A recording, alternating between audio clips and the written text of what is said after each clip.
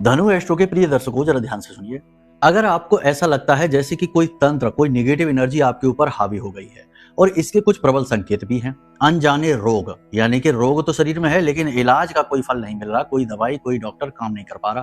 पहली चीज ये। दूसरा ये कि भूख प्यास कम हो जाना। तीसरा ये कि काम बिगड़ते चले जाना। चौथा ये कि धोखा, छल, फ्रॉड आपके साथ हो जाना।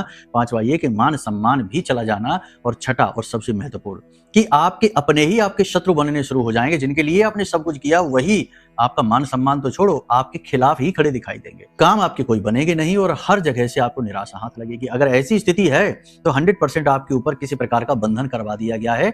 आजकल सब कुछ होता है, ये मत सोच लेना कि नहीं ये सब बातें बेकार की फालतू की बातें हैं। अगर आपको यकीन नहीं है तो विशेष समय और काल पर, जैसे कि गुप्त नवरात्रियां होती हैं, उन पर जाकर कामाख्या देवी के पास मंदिर में जाइए, वहां देखिए बड़ी बड़ी हस्तियां आपको गुप्त रूप से अनुष्ठान तंत्र करती दिखाई दे जाएंगी। चीजें ये कोई बताता थोड़ी है, ये बातें छिपाने की होती हैं। लेकिन बहुत सारे लोगों की मान, पद, प्रतिष्ठा इन्हीं चीजों से टिके हुए हैं। तो सब कुछ होता है, मानने की या ना मानने की बात ही नहीं है। दिन है तो रात है।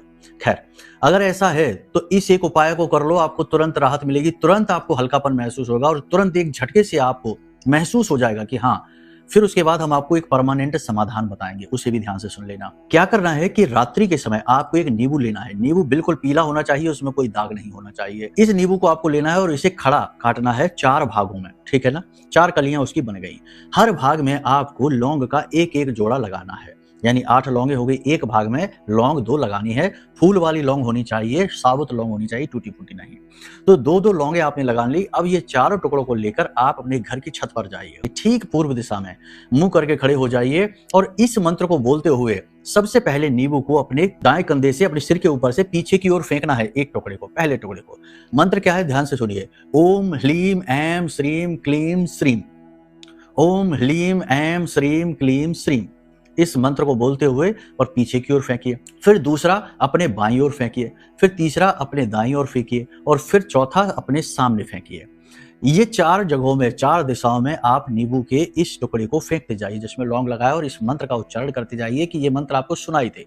कोई आपको ये कार्य करते हुए देखे ना, गुप्त रूप से इस कार्य को करिए। करके नीचे उतर कर आएंगे, हाथ पैर मुंह धो लेना। उसके बाद अपने कमरे में जाकर आंख बंद करके लेटना।